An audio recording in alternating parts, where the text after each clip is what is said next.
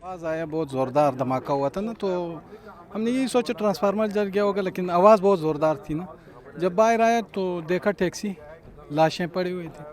उसके बाद हमने सोचा कि यहाँ सिलेंडर पट गया होगा। उसके बाद वो पुलिस भी आए, लोग भी आए, और बॉडी बाहर पड़ा था। एक डटसन पिकअप जो उनके साथ गुजर रहा था ना, उसके अंदर पड़ी हुई थी।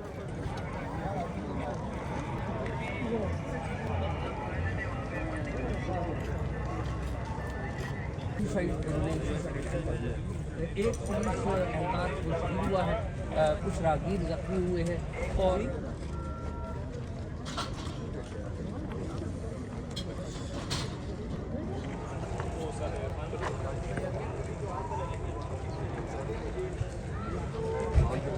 जब यहाँ पे हम पहुँचे इब्तदाई तौर पे जो ज़ख्मी थे 3 वो तो पहले शिफ्ट कर चुके थे, तो 2 डेड बॉडीज़ थी जो हमने पिम्स में शिफ्ट की हैं। इसके अलावा डेड बॉडीज़ के मुख्तलिफ पार्ट्स थे जो 100 मीटर के अंदर पड़े हुए थे, मकानों की छतों पे पड़े हुए थे। वो डेड बॉडी पार्ट्स शिफ्ट किए हैं हमने पिम्स में।